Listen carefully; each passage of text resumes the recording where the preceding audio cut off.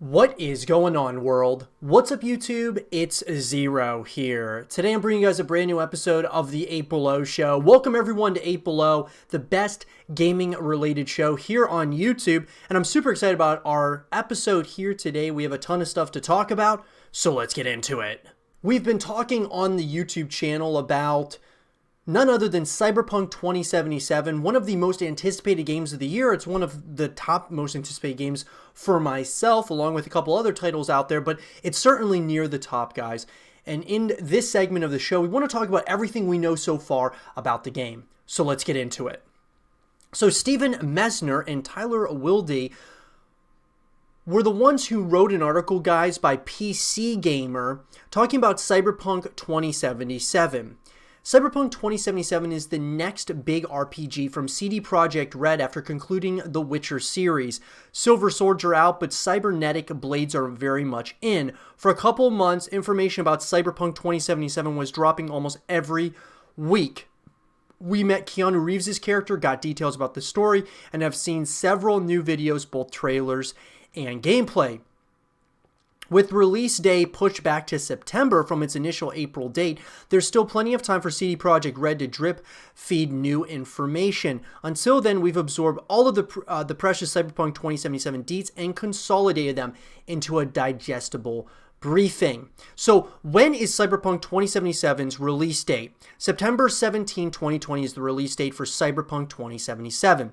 The RPG was initially set for an April 16 launch, but CD Projekt Red announced in January that it needs more time to finish playtesting, fixing, and polishing. When it launches in September, it'll come to PC, PS4, Xbox One, and Google Stadia.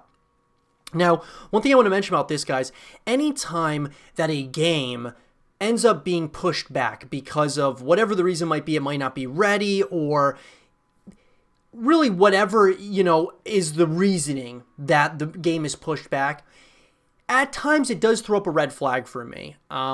It's not always necessarily a negative thing. A lot of times, like if you look at games like The Last of Us 2 or, even Watch Dogs Legion, the Resident Evil remake, or Rainbow Six Quarantine, a lot of these games have been delayed from when they were initially going to be released. And Cyberpunk 2077 is, of course, no exception to that. It also has, been pushed back. Now, there's a number of reasons for this, but I actually think it actually hurts the game somewhat when the game's pushed back somewhat. Obviously, we want a game that's going to be very well polished. It's going to be finalized. It's not going to be released too early. You obviously want that, but at the same time, when a developer and a publisher come to an agreement on when they're going to release a game. So, for example, this for Cyberpunk 2077 was originally April 16th. And then it's pushed back to September. When you make that initial date of April 16th, you're pretty sure it's going to be ready to rock. The problem is, though, is when you're delaying it to September 17th, not that people are going to forget about it, because a lot of people obviously have this as a game that's, very much so on the top of everyone's most anticipated list. But the problem with it is that, for some of these smaller games, because this is becoming the new normal almost, that games are delayed quite significantly, a lot of these games are going to be forgotten about somewhat, and I think that's actually a significant problem for just the gaming industry, and I hope they get a handle on it.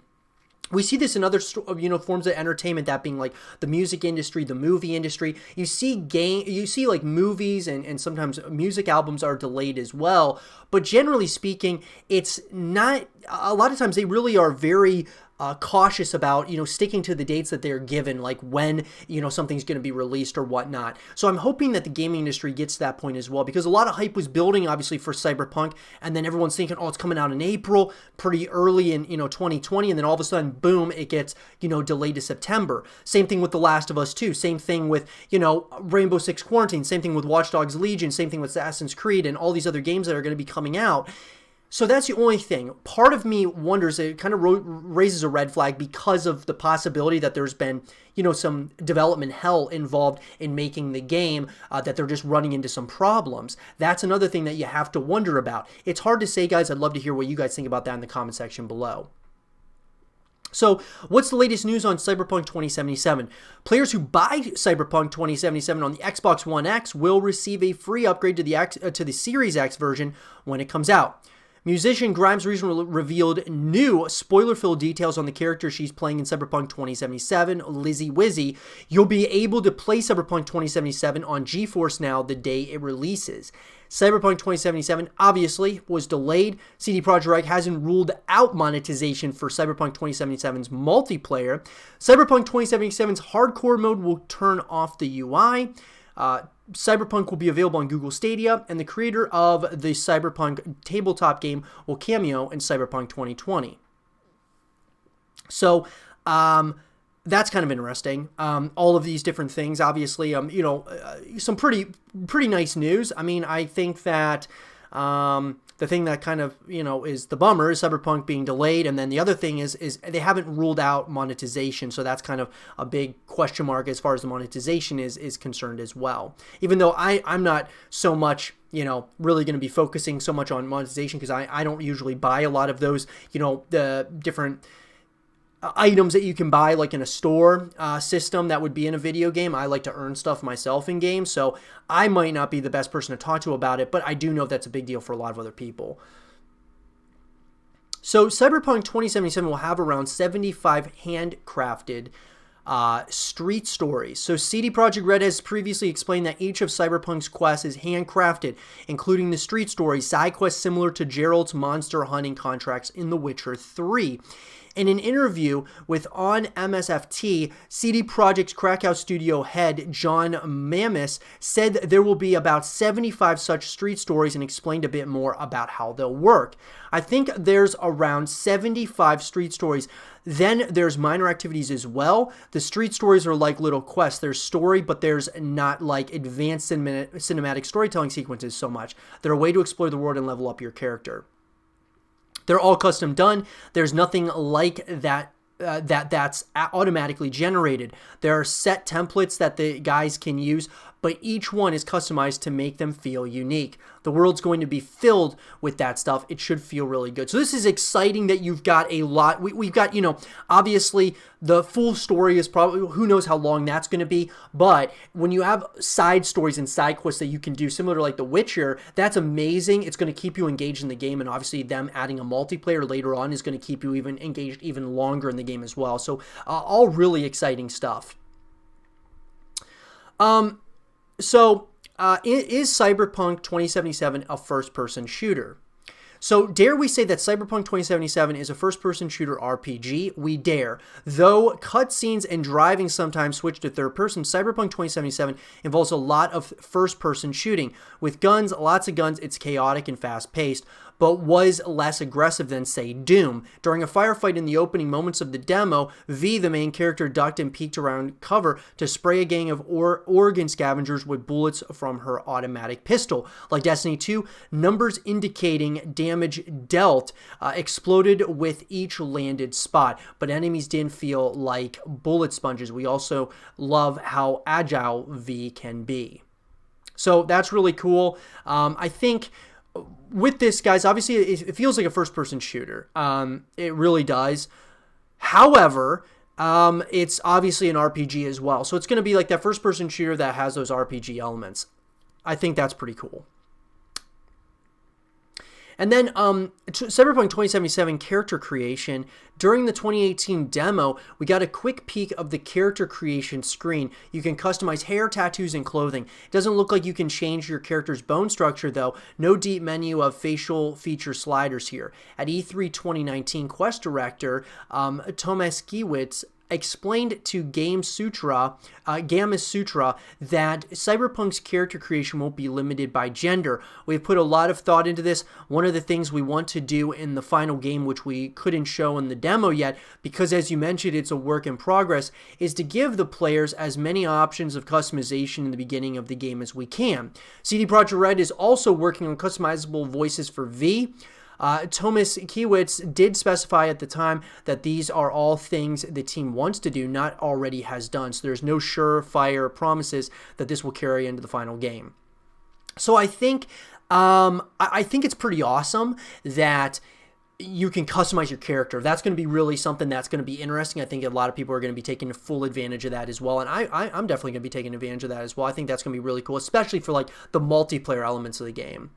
You can finish Cyberpunk 2077 without killing anyone. This is really interesting. So Cyberpunk 2077 will let you play the game without ever killing anyone. A great feature for folk who want to roleplay a less bloodthirsty V. But the game wasn't always planned this way. After feedback from E3 2018, CD Projekt Red took time to add non-lethal options to almost all of its weapons and cyberware upgrades. We say almost because there are some reasonable expectations. There's no non-lethal setting for the bazooka, for example. Pretty much every gun, pretty much every cyberware, you're able to use in a non-lethal way. You're able to knock them down, choke them, make them sleep, and so on. There are ways not to kill them and spare them like the way you could do with Sasquatch the boss.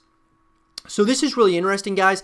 For those of you, who kind of, like want to have a less bloodthirsty V or, main character that you're playing as, that is, that's kind of cool. I think that this is actually going to be, for a lot of people who are do speed runs in video games and such, they're going to probably do speed runs where they do, of course, not killing anybody. And that's going to be something that's going to be very interesting to see, as far as from a content creation standpoint.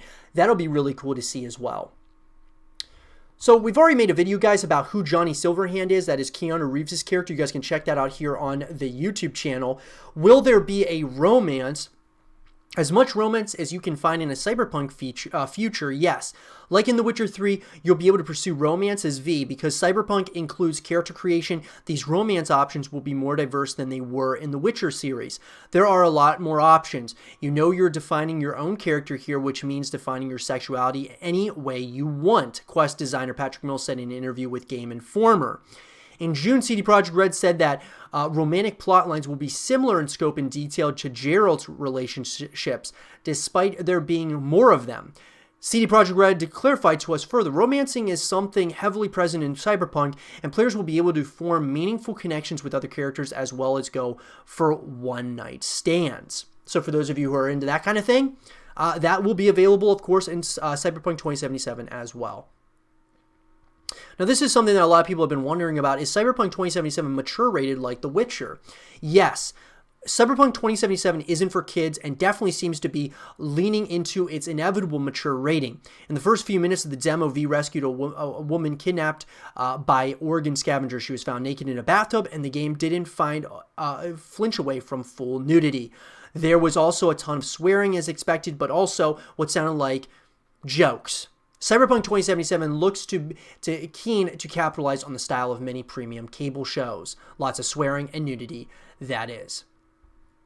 So how does dialogue work? This is kind of, I think that this is pretty obvious, but in a lot of RPGs, dialogue sections basically put the game on pause while two characters talk stiffly back and forth. It's not the best way to deliver the story, and thankfully Cyberpunk 2077 has massive improvements in this area. While we're not 100% certain, all dialogue appears to happen in real time. You can continue moving and looking around, but when you focus the camera back on the character you're speaking to, dialogue options appear on the screen. There were usually 3 or 4 options at any time, which does suggest this system won't be as robust as in some other RPGs. So one thing that I'm kind of wondering about is, are you going to be making decisions throughout the story? And I personally, guys, I have my own take on being able to make decisions throughout the course of a story when you have multiple endings and things of that nature. I don't really like that as much. It's kind of okay for certain games. I would say a game that is only a single player story, I'm okay with it because you can kind of go back, and that's the only way that you can really connect with that universe is by going back and playing it over and over again. Whereas games like what Cyberpunk 2077 seems to be, with having multiplayer modes and maybe some other co-op modes and things of that nature, I would rather just have it as a linear experience where you're playing it. Obviously, it's open world, but at the same time, any which way it turns, it all ends one way, so that we can have some significant conversations about that. Cyberware refers to augments that have all sorts of uses. During the demo, we visited a Ripper doc who could upgrade and replace our cyberware. We opted for a Kiroshi optical implant that let us zoom in on objects and also analyze the environment, seeing enemy levels and getting detailed information about them. We also picked up a subdermal grip for our handgun, which increases the damage we do when firing guns. So this is what kind of abilities you can unlock in the game. The implants are wildly cool, but it's strange that they don't seem to have downsides in a game world, which, at least in its tabletop incarnation, stressed in the dangerous sides of cyberware with mental illnesses like cyberpsychosis. It's a facet of the universe that we know the developers are aware of. The 2013 reveal trailer featured a woman getting arrested by C-SWAT for going off the deep end. On the tabletop, a character's empathy and humanity stats dictated how much cyberware it was safe for them to use, but empathy seems absent from Cyberpunk 2077. So what does Night City look and feel like, and how do you get around? So Cyberpunk 2077 takes place in the year 2077, which you probably didn't need us to tell you, and as mentioned, it's set within Night City, a fictional city between San Francisco and LA. In Del Coronado Bay, it would be well south of LA. That already exists in the Cyberpunk pen and paper RPG created by Mike Pondsmith. Punks and corporate stooges of all varieties wander these foggy, once mob-ruled streets, and by 2023, corporations are openly warring for them. Cyberpunk 2077 will show us what happened to the city in the aftermath of that war. The city is, by all accounts, massive. It features 6 districts with no loading screens between them. To help you get around, there are vehicles you can drive in either first or third person. It was hard to get a sense of how realized this part of the game is. We're not sure if there will be all the depth of simulation you see in something like Grand Theft Auto 5's driving in traffic, but it did look impressive and smooth. So this is exciting, guys. Obviously, it looks like we're going to be really just driving around and, in different vehicles to kind of get around the city. I think that was probably somewhat obvious, but one thing that I think is really interesting is that Cyberpunk 2077 won't have a morality system. So speaking to Gaming Bolt, Quest director Tomas Kiewicz said that Cyberpunk 2077 does not have morality mechanics. V will be treated differently in the world depending on their reputation, but a hard morality system won't be part of that. To complete it non-lethally, you have to be very good at stealth, Tomas Kiewicz said. Invest in points that allow you to stealth better. Use weapons that will allow you to incapacitate the enemy instead of killing them, to make the moral choices that will allow you to avoid killing people throughout the game. This sounds similar to how The Witcher 3 left moral choices in the player's hands without making it a hard statistic. So this is going to be interesting as well, guys. I mean, there's a lot of really interesting, vibes around this game and different kind of, it seems like there's going to be multiple ways that you can kind of connect with the universe in multiple ways, whether you want to go stealth or you want to actually go guns blazing. That's something that looks really cool about Cyberpunk 2077. And then will there be multiplayer? Yes, CD Projekt Red officially confirmed that Cyberpunk 2077 will have multiplayer, but the mode won't be introduced until all the free DLC is out the door. So who knows how long that's going to be, guys, until we actually get a multiplayer. Probably it's going to be, I would actually say it's probably going to be 6 months to a year after, because if you think about it, they want all that free DLC to come out the door. It's like, okay, but they're still releasing some DLC, for The Witcher 3. So, I mean, it might be a very long time until we see a multiplayer. Hopefully, not so much, though. CD Projekt Red says that there won't be any microtransactions. The E3 2018 trailer contains a little Easter egg which confirms that there will be no microtransactions in Cyberpunk 2077. What about expansion? Story expansions are an expectation for large open world games now, especially for CD Projekt Red after the extremely well-received Hearts of Stone and Blood and Wine expansions released for The Witcher 3. UI coordinator Alvin Liu told Prima Games, I know when I was playing The Witcher 3 and I finished everything, I still wanted to know what everyone was up to. I think we're going to have opportunities like that as well for Cyberpunk 2077. That's going to be pretty sick, honestly. We'll see kind of like where that goes. And really quick, kind of getting back to the microtransaction note earlier on, and as we were talking about this, microtransactions haven't been confirmed or denied for multiplayer. It's really just the single-player role-playing game portion of this that won't have microtransactions, according to CD Projekt Red. Can you mod the game? Not at launch anyway. We have no plans to share at the moment, CD Projekt Global Community Lead Marcin Mamet said in a Cyberpunk forum thread dedicated to the topic. Obviously, we love to support the modding community in the future, but for the time being, we want to focus on releasing the game first. Hopefully, this clears things up a bit. So, other than that, guys, I mean, there is a lot of information here that you can find out about Cyberpunk 2077. But really, if you think about it, CD Projekt Red has done a really good job of kind of keeping things under wraps overall. Nothing really, not a lot of things at least getting leaked out. We at least know when the date is, which I'm very excited about. Even though I wish it was in April. Obviously, we're gonna, we're getting it later on in the year, which is fine. And then on top of that, we know things about the game, but there's a lot of mystery to it, which I think is awesome because, we're not going into it knowing everything that's going to happen or everything that the game is about. We kind of get to experience those things on our own, and that's what the beauty of video games is. So it's very exciting, guys. I would love to hear from all of you guys. What do you guys think about Cyberpunk 2077 and what this game is going to kind of look like, and what are you going to be, trying to do first? Are you going to be going stealth? Are you going to be going guns blazing your first time playing the single player story? Let me know in the comment section below. And for everything and more content and videos based around Cyberpunk 2077, stay here with Zero TV. Did any of you guys ever play Duke Nukem, what was a premier shooter franchise?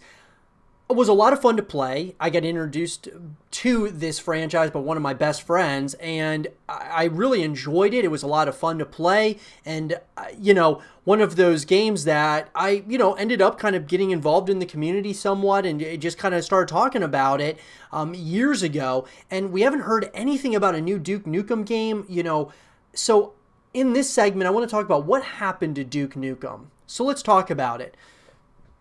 In an article, guys, that was written by Paul Vigil of Gaming Bolt, during the height of the franchise's popularity, Duke Nukem symbolized a very traditional masculine sense of cool. Duke Nukem is a badass, and he's better than you, and he can take on anything. While they got their start computers rather than on consoles, the Duke Nukem franchise's reputation easily precedes itself. We'll discuss more about the franchise in this article. The franchise first got its start with the eponymous Duke Nukem in 1991. The franchise is most known for 3D level progression, much in the same way that Doom or Quake games play, but it actually got its start as a 2D scrolling platformer wherein the player navigates Duke to the end of the level, all the while managing his health bar and collecting enhancements for health or weapons. This game obviously, it was a game whose story is told in 3 episodes, with Duke Nukem pursuing the evil Dr. Proton through Los Angeles, a base on the moon, and in the future in the first, second, and third episodes, respectively. Now, this game, which was, of course, the first Duke Nukem, was followed up by Duke Nukem 2 in 1993 and would be another 2D scrolling platformer following Duke Nukem as he fights against an evil alien race who seek to take over the Earth across 4 episodes, each with 8 levels. It would be with Duke Nukem 3D that the franchise and its reputation would really take off. It's the franchise's first-person shooter and sits amongst a pantheon of pivotal computer FPSs such as Quake, Doom, and Wolfenstein 3D for their popularizing of 3D shooter action games. Now, so here's the thing, guys, is really Duke Nukem 3D was obviously the one that really kind of took the series, what got people to really start paying attention to Duke Nukem. I didn't get into the franchise till way after this, but I'll tell you guys when I kind of got into it, and then we'll kind of continue, like talking about like where did this maybe go wrong, and did it ever go wrong, or is it just in a limbo state at this point as far as the future of the franchise is concerned? So Duke Nukem 3D also incorporates game design ideas that noticeably differ it from its franchise predecessors, such as a portable medkit that allows Duke Nukem to himself at will. And while Duke Nukem 3D would be followed up by a host of other spin-offs following its release, there would not be a proper sequel for quite some time, not until 2011 with Duke Nukem Forever. Not that this was intended to be the case, as it was initially announced back in 1997, but was delayed and even one officially canceled at one point in 2009, though development continued in spite of that. 3D Realms, responsible for the development of the influential Duke Nukem 3D, did not end up completing the game themselves, but Triptych Games and Gearbox Software would finish the job, with Triptych containing some personnel from original Duke Nukem developers 3D Realms. Duke Nukem Forever features interesting deviations from past games, including the way health works. First, Duke Nukem's ego bar must be depleted, and then his health bar can be depleted.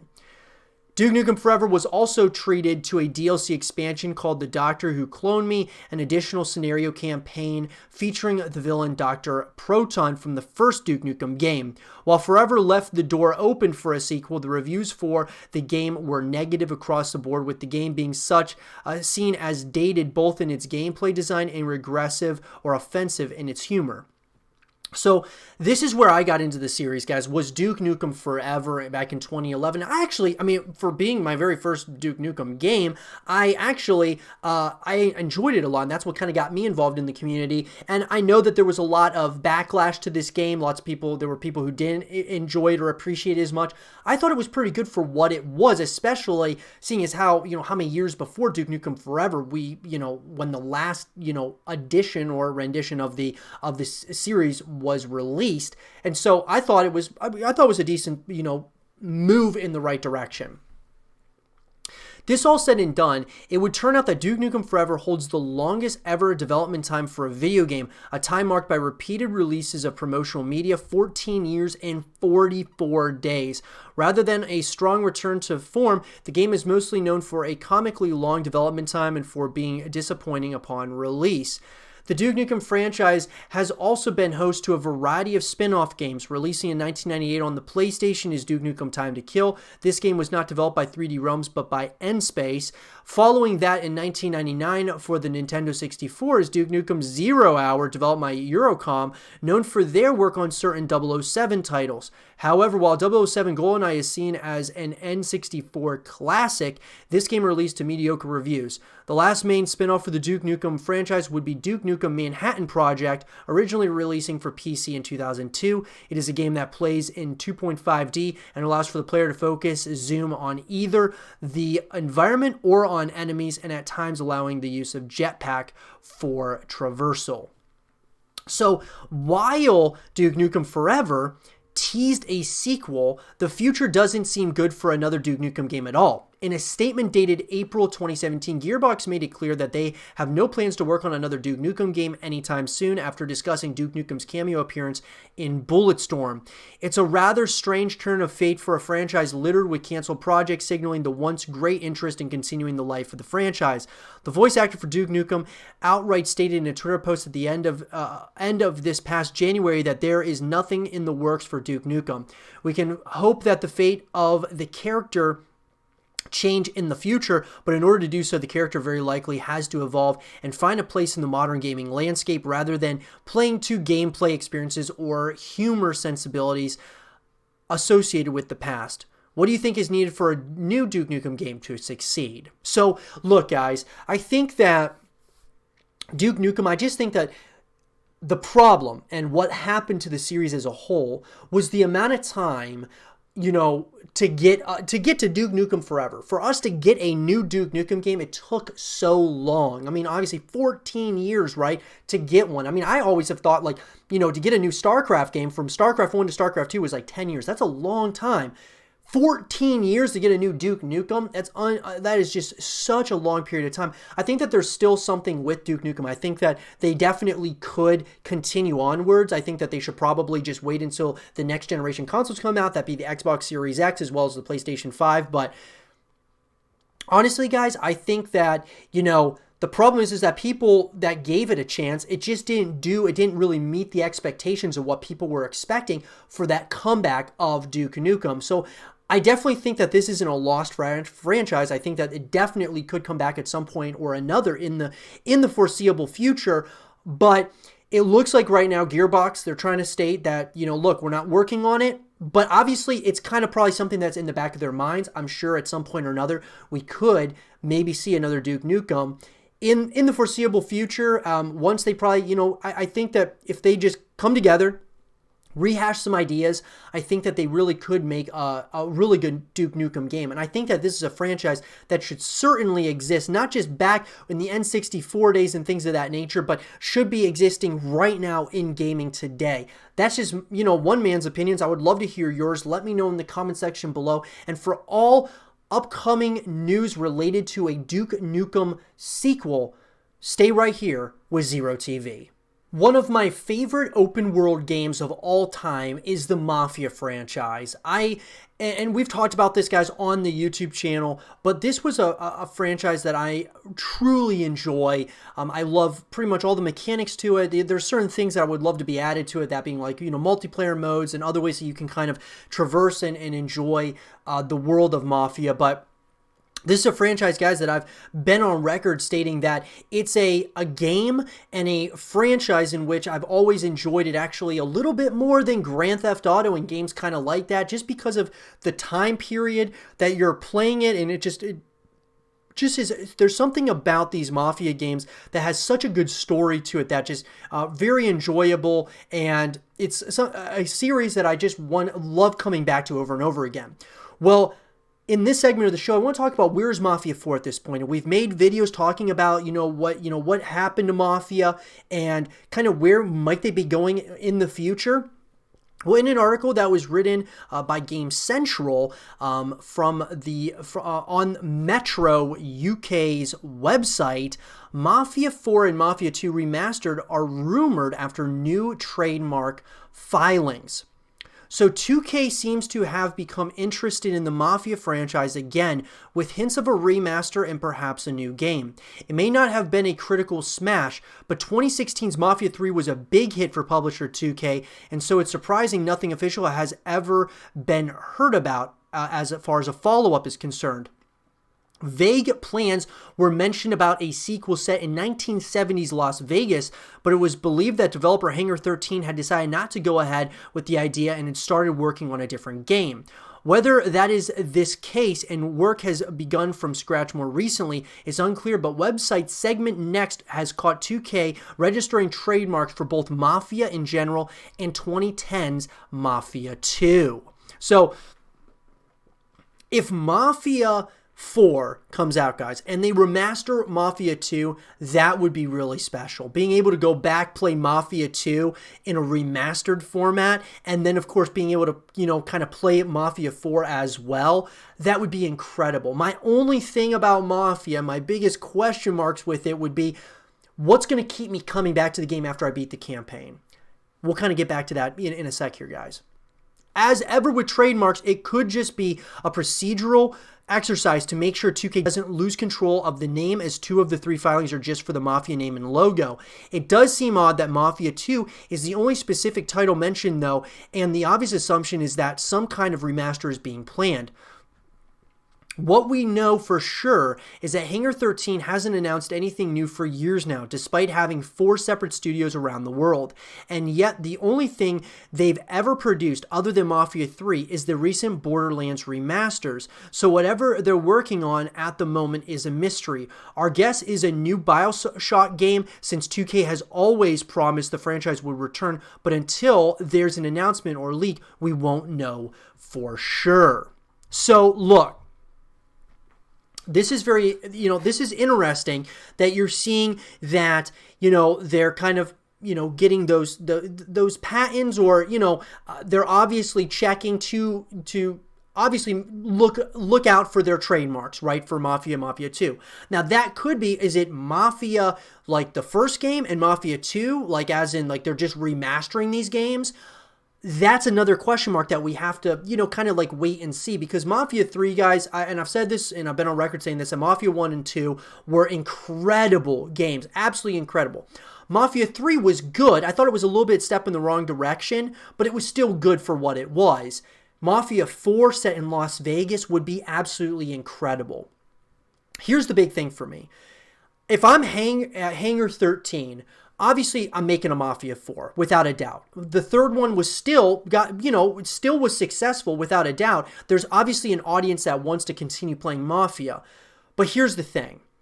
What I believe needs to happen is Hangar 13 needs to create new ways that we can connect with the franchise. That being like a multiplayer, some co-op modes, things of that nature to keep us coming back. Like a Mafia Online, similar to that of, Grand Theft Auto and Red Dead Redemption. Those would be something so cool to have, like a Mafia Online where you're like building your own empire in the 70s or in the 60s or something. That would just be, I believe, something that would be extremely popular to many people. I think that it's definitely something that should happen in the future. Mafia, guys, needs to come back. I want to see a Mafia 4, but at this point, it looks like Mafia is being developed in one way, shape, or form. But the question is when would it be coming out and where has it been? I think that right now, guys, they've just been kind of, in between projects trying to figure out what it is they want to do. I think that they're definitely on board if it is in Vegas. They should be on board if it's based in 70s Vegas. That is an incredible time period that I would love to go back in time and play. And it sounds like they might have some new characters and things of that nature. That is something that I think would be absolutely incredible. I want to hear from all of you guys, though. What do you guys think about a Mafia sequel, Mafia 4? Would you guys want to see that? Let me know in the comment section below. And for all new news and videos and content based around Mafia 4, stay right here with Zero TV. So where is Resident Evil 8, guys? A follow-up to Resident Evil 7 Biohazard? One of, if not the most terrifying game I have ever seen or played in my life, guys. Resident Evil 7, just to give you guys a little bit of some history here, Biohazard was terrifying, and I've played I'm really into the horror genre, guys, in video games. I love playing them. Gears of War has horror elements to it. Dead Space, I think, is one of those terrifying experiences, as well as like the Fear franchise.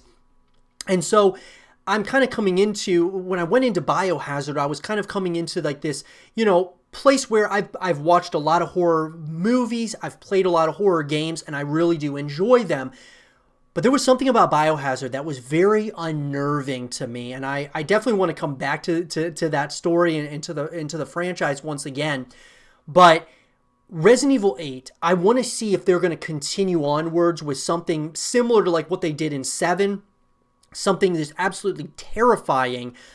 My biggest takeaway from Resident Evil 7, though, was, guys, that I really want them to go, and that being Capcom, I want them to go in a direction where you can play the single-player story, but there's other ways that you can kind of get involved in that universe, that being like multiplayer modes and such. And I always say this on so many occasions, guys, that it's really important to have a full package of a game, and that's one thing I'm really hoping for with Resident Evil 8. So let's talk about Resident Evil 8 and where is this game at this point. So let's talk about it. And an article, guys, that was written by Tom Phillips of Eurogamer, it sounds like Capcom will stick to first person for Resident Evil 8. Capcom's unannounced but inevitable Resident Evil 8 will retain the first person gameplay of predecessor Resident Evil 7, according to a new report on the project from fan site Biohazard Cast via YouTube channel Residents of Evil. It also tallies with what Eurogamer has heard independently of the game from sources close to publisher Capcom. Resident 7's first-person viewpoint being kept in Resident 8 is something of a surprise several years after the former's oddball virtual reality origins. The shift to first-person was a huge departure for the series, and one which Capcom has steered clear of implementing in its recent Resident Evil remakes. But it also makes sense as a way to distinguish the two series branches Capcom is currently developing, as remakes such as Resident Evil 2 and 3 revive the series' origins for nostalgic fans, while 7 and 8 offer a more experimental future.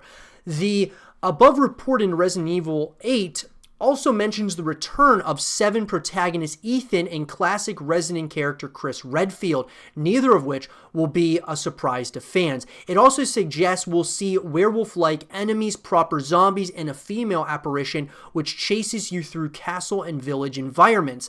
Capcom is currently working on a BV of Resident Evil projects, not least the Resident Evil 3 remake due in April, and Resident Evil Resistance, which will be released as that game's multiplayer portion. While still a ways from release, it shouldn't come as too much of a surprise. Resident Evil 8, or whatever it ends up being called, is also on that list. When contacted for this story, Capcom told Eurogamer it did not comment on rumors and speculation. So this is very interesting, guys. Here's what I'm excited about. So you got the Resident Evil remakes, okay? We've got a Resident Evil 3, which obviously is also going to have the Resident Evil Resistance, which of course is the game's multiplayer portion, which is very exciting, okay? I'm very excited to see where they go with Resident Evil 8, though. Are they going to make it an absolutely terrifying experience like they did with Biohazard? I really hope they do, because, man, it was so unnerving, guys, and I would love to see that continued. I'd also like to see their take on a Resident Evil first-person shooter, horror type, have horror elements to it, but also in a multiplayer, segment, or, have like a horde mode, or have like, different co-op modes and things of that nature to continue traversing and being able to connect with the universe. Now, obviously, they want you to be able to do those things in the Resident Evil remakes, but I really want to be able to do those things of course, in and around the new games, the Resident Evil, 8, Resident Evil 7, other ways that you can connect with these franchises is a very important thing to me, at least, because there's only so many times you can play the story over and over again, before it's sometimes, you kind of move on to another game. Obviously, I think Capcom would be very smart to go ahead and add multiplayer elements to Resident Evil 8. Here's my thing, though, is that Capcom, obviously, they're the creators of the, Devil May Cry series, and they don't really have multiplayer in there as well. Now, there have been talks of it, trying to keep those fans and those, the community in Devil May Cry to bring them back to that franchise, and I think that's a really good move on their part. We're going to have to kind of wait and see, though, guys. I'm hoping, and I have a ton of expectation for Resident Evil 8. I think that this could be something that is not only terrifying, but could continue evolving the Resident Evil franchise as a whole. I'm really excited about it. Let me know what you guys all think in the comment section below. And for all and more Resident Evil 8 based videos and content, stay right here with Zero TV. And with that being said, everyone, I hope you guys did enjoy this episode of the 8 Below Show. And if you guys did, leave a thumbs up, subscribe if you're new, stay positive, and as always, I'll talk to you guys all in the next one. Peace.